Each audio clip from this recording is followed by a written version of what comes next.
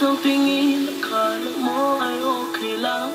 Andito lang ako para sa'yo. Mio, kumusta ang task mo? Kumusta ang task? Okay lang. Anong ginagawa mo? Maghihintay pa lang ng Hihintay. panghalo. Halo. Panghalo para bukas. Tomorrow?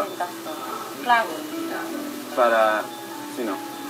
Para Tinuran mo turuan ako yung sino? bata.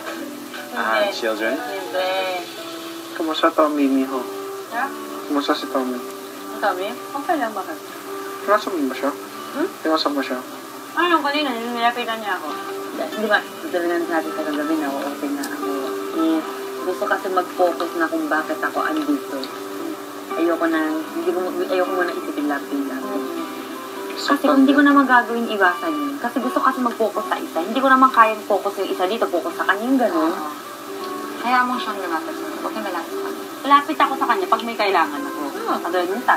Ganun. Diba? Professional lang. Pwede pa rin naman magkulitan eh.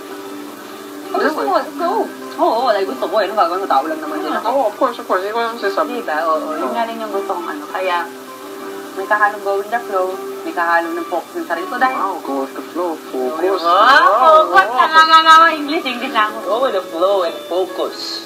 Dapat sa mas mabibigat na bagay according to Miho.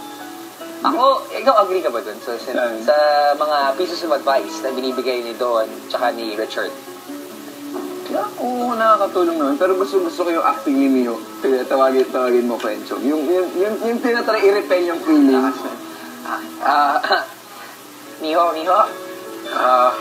Miho? Kamusta yung task mo? Okay lang, ayos na.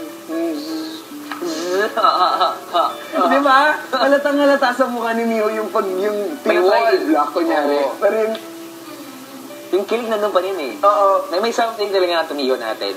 Pero hindi ako masyadong a-agree na sa sinabi nila na iwasan yung isa't isa as much as possible. Dapat sa mga bagay na ganyan, mas maganda kung pag-uusapan. Para mas maintindihan nyo kung ano yung nararamdaman ng isa, saka alam nyo kung saan ilulugar talaga yung relationship nyo. Kasi pag mag-iwasan lang kayo, that would just go to hatred eh. Kasi alam mong may binablock ka na feeling eh. Pati, hindi mo lang, parang may hate mo lang, hindi may hate mo, hindi lang yung isang tao, may hate mo rin yung sarili mo for doing that.